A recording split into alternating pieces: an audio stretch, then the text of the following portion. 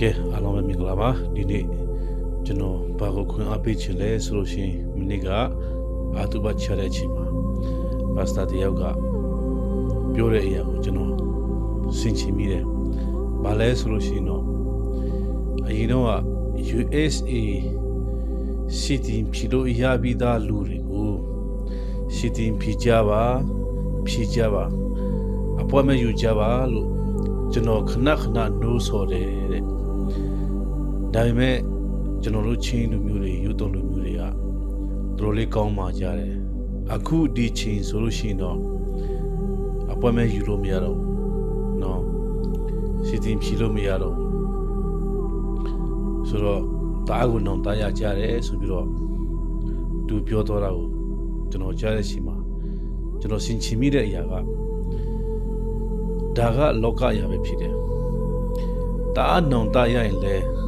နောက်နှစ်ဆိုလို့ရှိရင်ပြန်ဖြီလို့ရနိုင်တယ်။နော်ပြန်ဖြီလို့ရနိုင်တယ်စီတီပြန်ဖြီလို့ရတယ်။ဆိုတော့ဝိညာဉ်ရနဲ့ပြောမယ်ဆိုလို့ရှိရင်တော့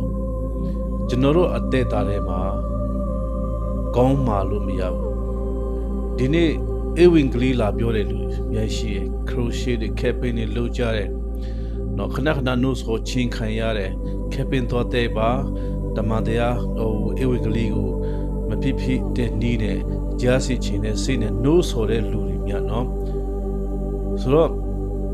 မတော်ချင်းကြဘူးကောင်းရမ်းမှာနော်လောကမှာလူမျိုးပဲနေအောင်မယ်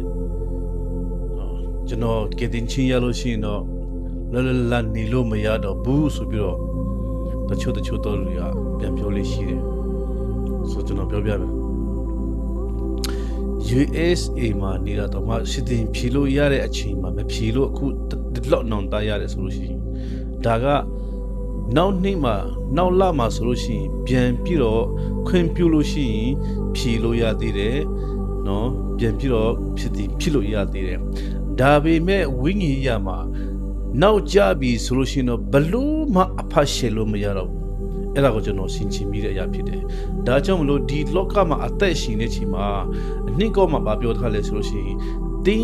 င်းကေတင်ညာနေ့ရက်ကတဲ့ဒီနေ့ပဲဖြစ်တယ်တဲ့မနစ်ဖြန်မဟုတ်ဘူးတစ်ဖက်ခါမဟုတ်ဘူးဒီနေ့ပဲဖြစ်တယ်တဲ့။နော်ကဲတင်ချင်းရတဲ့လူတွေကိုတွားမြင်ကြလိုက်သူတို့ရဲ့အနာကသူတို့ရဲ့စိတ်ထဲမှာလေနောင်တဆိုတာနော်ကဲတင်ချင်းရလို့နောင်တရတယ်ဆိုတဲ့လူတယောက်မှမရှိဘူးသေးဘူးနော်ကျွန်တော်ကိုယ်တိုင်ပါဝင်လို့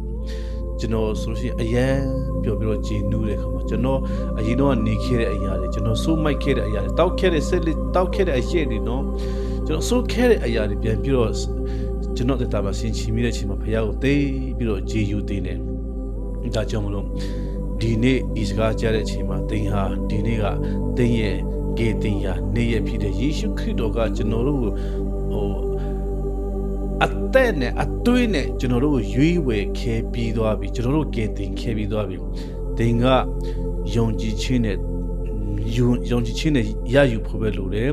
အဲ့ဒီဧဝံဂေလိဆိုတဲ့ဘုရားစကားကိုသင်ကကြားဖို့သင်ကိုယ်တိုင်ကြိုးစားဖို့လိုတယ်တွားဖို့လိုတယ်နားထောင်ဖို့လိုတယ်ဆိုတဲ့အရာကိုဒီနေ့အနည်းငယ်ကျွန်တော်ခွန်အားရတဲ့အရာကိုသင်ပြီးတော့ဝင်မြတ်ခြင်းဖြစ်တယ်ဆိုတဲ့အရာကို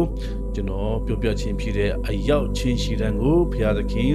အတိတ်ပံကောင်းကြီးပေးသနာတော်မူပါစေနားလည်နိုင်သောအခွင့်တော့တင်ရနောက်မကြသေးဘူးဒီနေ့ကသင်ရဲ့ကယ်တင်ရာနေ့ဖြစ်တယ်ဆိုတာမမေ့ပါနဲ့လို့ကျွန်တော်ပြောချင်ပါတယ်အားလုံးကို God bless you all